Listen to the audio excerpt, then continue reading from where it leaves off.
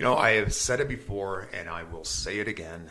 I really despise people who create alien and UFO hoaxes. There's so much evidence out there that they could exist. There's more evidence out there than there is of evidence of God. And yet everybody's religious. All these people believe in some God or another, and yet there's little to no evidence that God exists. And yet there's so much evidence out there that's credible, that warrants serious investigation. And whenever people do these hoaxes, it just adds a lot more red tape to the truth. Yeah. It seriously pisses me off. But anyway, that's what we're going to be talking about today, folks. We're going to be talking about alien and UFO hoaxes. But before we get into that, I want to bring up something that happened to me yesterday. In our last episode, actually, we finally talked about Area 51. And it was one of those topics that I couldn't believe that we hadn't talked about it yet. Anyway, I ran into a guy yesterday who was in the Air Force for most of his life, and he claimed to have worked and he was based at Area 51. And it was interesting. I couldn't really get into the whole thing with him, but he did confirm something for me.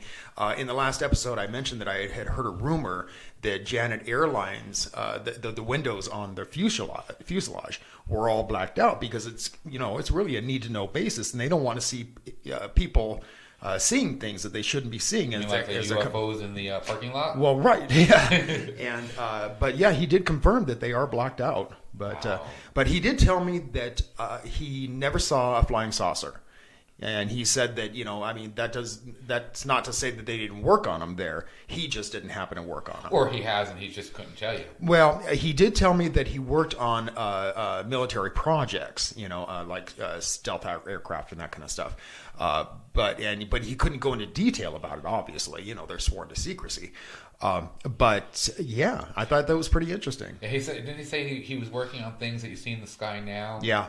Comparatively, how far ahead we are than we know they are. Right, and I had mentioned to him that I had heard that they're working on things now that are Star Trek like, right. And he says, yeah, I wouldn't doubt that a bit, So. Oh, either would I. We never know until 10 or 20 years later what they actually are up to. So imagine how quickly we're moving in our society right now with electronics and things like that. I often wonder about that. Like the smartphones. When they first made their big boom, how long had the military known about these things? Right, exactly. And went, okay, we can't weaponize this, so here's your new toy. It makes you wonder too when people like Dick Tracy's comics were using the smart watches right. that they have out now. Right. He had those back then. Right. Was that influenced by something that somebody saw? That somebody was working on. Right. Yeah, makes you wonder. But anyway, another quick announcement here. We have a brand new group on Facebook. And it's really taken off. If you're on Facebook, check it out. It's called Black Lotus Discussion Group. And what we do is we talk about things that we talk about here on the show. We talk about anything weird and unusual. And it seems that people are, getting into it. Yeah, I love to listen and read other people's opinions. Oh, yeah. On stuff. It kind of verifies what you're thinking sometimes, or sometimes it gives you a whole new path to explore. Another rabbit hole. Yeah. And, I don't know if you're member, if you happen to be a member of, some of these alien and paranormal groups that are out there on Facebook. But, sometimes they're just really out of hand. They're just, a lot of idiots, a lot of trolls.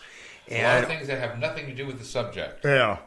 And we're not like that. We talk about the things that we talk about here on the show, and everybody there seems to be giving, valid opinions, Yeah. It's a nice discussion group. It's not it's friendly, Yeah. I like that, and not just being friendly, but being helpful. If you have a question about something, somebody might be an expert in it. We have a couple of people in the group, in fact, who are not only paranormal experts, but they're also cryptid experts. Right. And and we'll have one of them on the show sometime soon. Yeah, hopefully. Fingers crossed. Our schedules have been so screwed up lately.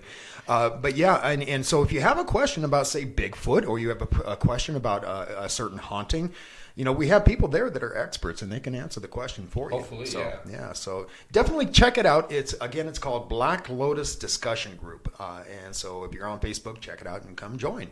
So anyway, let's get into this today. I think the first thing we should talk about is the Atacama skeleton. Yeah. That was discovered in Chile. Yeah.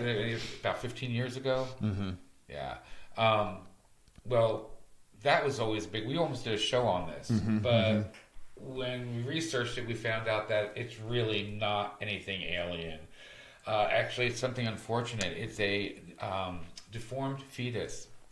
Yeah, and it wasn't proven to be a hoax necessarily because it wasn't presented as fact. Dr. Stephen Greer, if you haven't watched this documentary, it's called Unacknowledged, and it is fantastic. And Dr. Stephen Greer heads up the documentary, and he presents this as just an anomaly. He doesn't say it's an alien. Yeah, he doesn't say it's an alien. So it's not really a hoax so much as it's kind of a misidentification. Right. Yeah, it's revealed that there was like within your 7 genes, there was a lot of mutations and stuff in it. Yeah. And it had a rare bone aging disease. Well, let me show a picture of it real quick here so the viewers can see what we're talking about. So yeah, I mean, it does obviously look very much alien, but it also has less ribs than normal. It only has like 10 ribs, and we have 12. And it's also unfortunately was infected with infected. That sounds horrible. With dwarfism. Was another one of the effects of what was happening in their genes. So. But it's very, very small. It like fits in the palm of your hand, doesn't it? Pretty much. Yeah. I should have gotten a picture with them holding it. It really can. It'll fit into the palm of your hand. Yeah. So it's just basically a fetus apparently, but it's deformed, and so it looks very alien. And so I can see why Stephen Greer was saying that it's a possibility. But so that wasn't so much of a hoax. That doesn't irritate me very much. But I'll tell you one that does irritate me, and that's Stan Romaneck. Irritates you as in how? Well, it irritates me because I don't know whether to believe this guy or not. This is a picture that he apparently took. Now, this guy has been repeatedly visited by aliens, or so he claims. Since the 2000s, somewhere in the 2000s. Yeah. His story is very sketchy, to say the least. Again, he's got a document. There's a documentary on Netflix that's streaming right now, and it's called Extraordinary, and it's the story about this guy. But I do know that people have accused him, and I don't know if he's been charged or not. I can't recall that, but he's been charged with child molestation. I mean, he had a really rocky marriage and a divorce, which is neither here nor there, but I just wonder about the guy's credibility. I really do. And this picture, man, like I said, I've seen aliens, and they don't look anything like that. Well, this is one of them. And he has a video where it's popping up and looking out into the window of his living room. Right. And he supposedly has 3 full minutes of this alien. That he's refusing to release, he's not refusing to release. He says he can't release because scientists have it. Where is it? Nobody knows where this film is. Also, there's part of the video is a light that is shining on out in front of the window, and it looks like you would think a beam coming down from a spaceship. Okay. Unfortunately, the way it wiggles and the way it looks like someone's holding a flashlight over it. Yeah. So, see, I don't know. I'm really skeptical about this guy, and the whole thing about the child molestation thing really. He was arrested for it. He was actually arrested for the porn. Yeah. I don't know if he was actually charged though, or convicted. But he says it's a setup. But yeah, and that's just it. He says it's a setup. Whether it's actually a setup or not, I don't know. But I remain very skeptical about the guy. Well, he also wanted $50,000 for the tape. Oh, did he? He was trying to shop it around to other places. And he said he had an implant, and then all of a sudden he told the papers, well, the implant just disappeared. They must have taken it out of him. But the thing that gets me the most is there's this interview he's doing in this documentary, and if you're watching it and not really paying attention, all of a sudden like something falls from the sky at him, and then it happens again. I watched it again because I watched this documentary on it, and you can see him actually flip the thing up into the air to make it land on him, and he's pretending that the aliens are doing it. Oh, really? So right there alone, I was like, okay, I'm done. Yeah. That to me proves that you're flicking things onto yourself trying to prove something. Just makes me even trust you less. We're not really going to be talking about UFO hoaxes here, but we are going to be talking about the alien hoaxes. But there are certain UFO hoaxes. I find this happening quite often in Mexico. They're very blurry videos, and when you stabilize the videos, you can see their birds flapping in the sky, flapping their wings, but they're very blurry, very shaky, and people try to pass them off as UFOs. And Hubcaps. Hubcaps. That's a big one. Yeah, and I don't know why they're all coming out of Mexico. I think it's because the Mexican government is more willing, evidently, to believe in UFOs and to study them. So I think they're just trying to gain some notoriety. But not that it doesn't happen here in the States too, but I see it more often in Mexico, coming out of Mexico.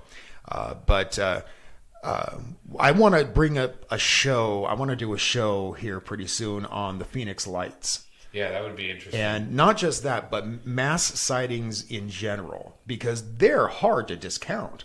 Because you got all these people. Show title, mass sightings, definitely. So keep an eye open for that. I think that's going to be coming up. But another one I want to talk about is that alien interview. I'm going to drop a link for this down at the bottom, and I can't show you images of it because it's copyrighted. Right. And so it seems valid at first glance. And the reason being is because it's so well done.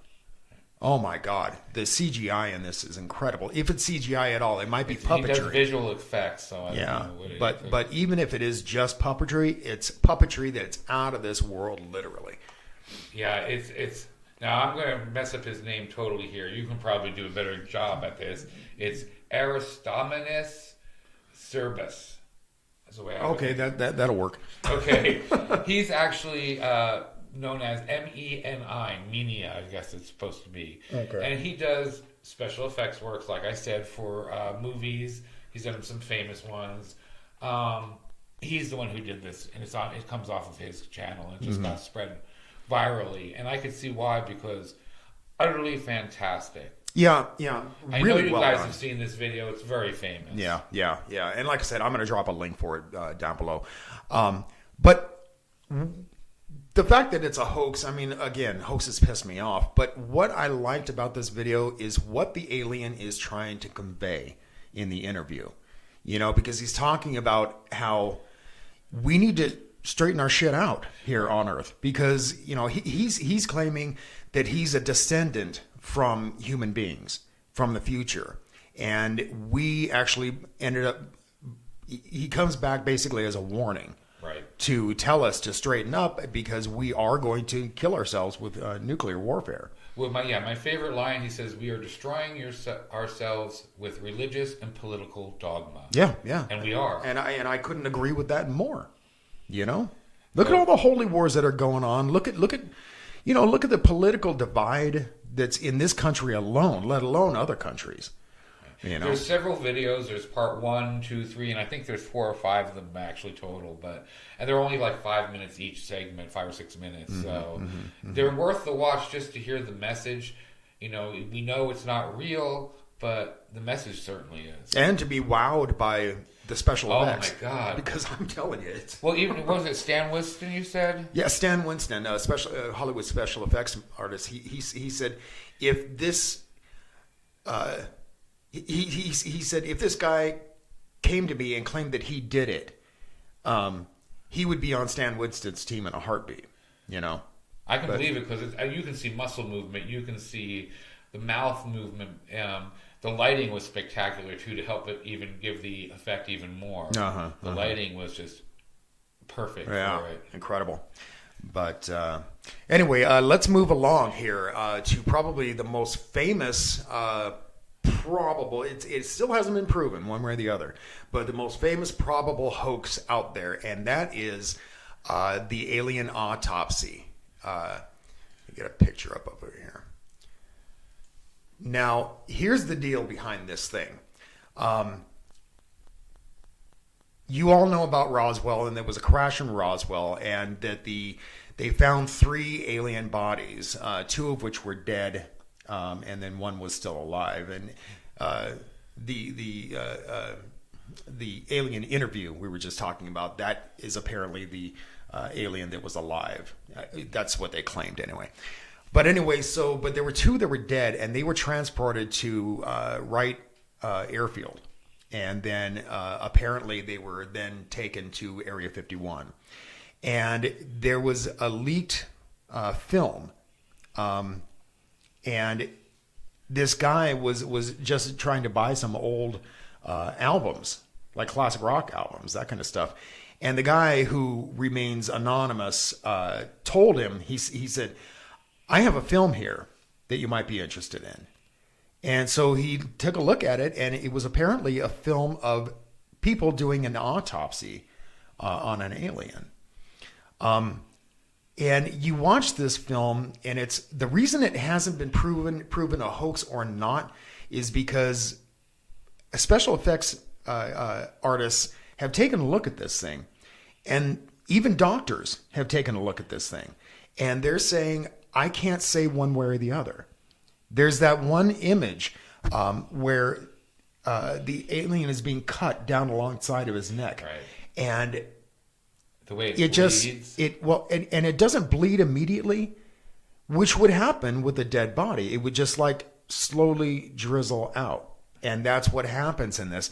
And again, Stan Winston was saying that if he were to do that, and even back then, when they say that this, because this, this apparently happened back in 1942, and he said that special effects people didn't have that kind of technology back then to do that kind of thing.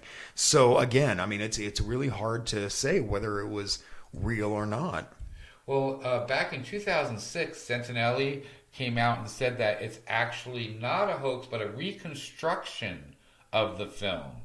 He said that what happened was the film was so deteriorated that only every couple of frames or so were actually usable. So he cut those frames out and reconstructed the in-between parts to make the film. And that there's some of those are actually real footage of the autopsy, and some of them are the ones he reconstructed. Well, and Kodak apparently got involved with this, and they claim that that's the kind of film that they manufactured back in 1942. Right. So there's that. But it was also 3 dates they gave, and I forget what the other dates were, but one was sooner and one was later. So they used that number 3 times. So if it was one of the later ones, which was in the 90s when he said he made this tape. So he said he used like sheep brains and raspberry jam. And, oh, really? Yeah. That's strange. I don't know.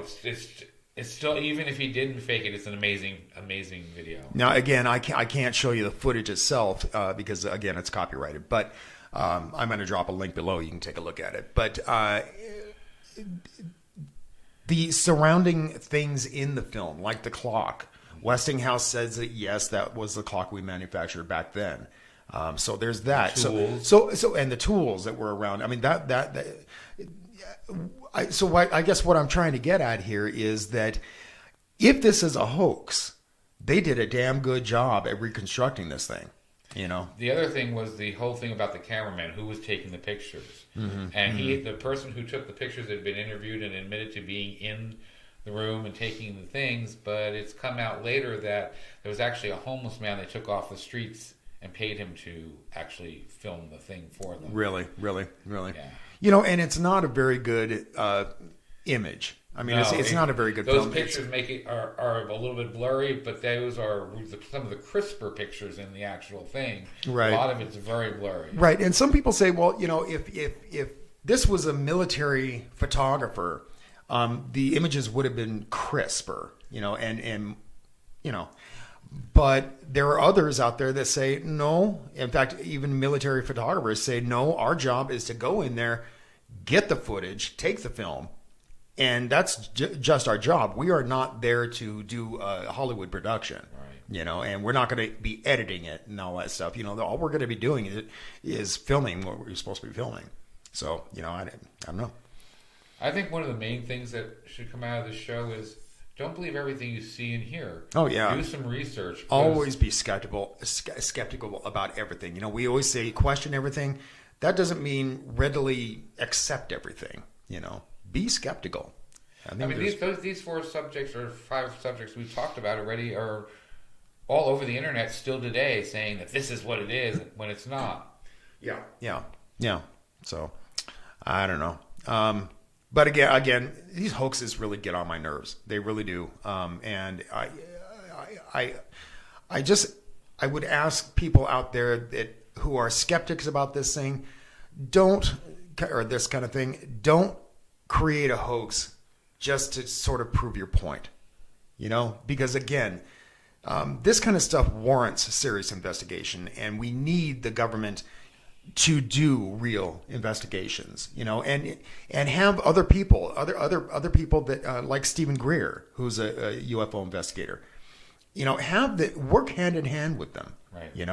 And so I don't know, but anyway, what else you got? Anything else? Nah, that's about it. All right, let's get out of here. So again, folks, thanks again for watching, and again, if you're on Facebook, check us out at Black Lotus Discussion Group. I think you're really going to dig it there. And hit that subscribe button. And hit the subscribe button, most definitely. And, give us a like. We like to see the thumbs up. That's kind of cool. But anyway, until next time, keep thinking and question everything.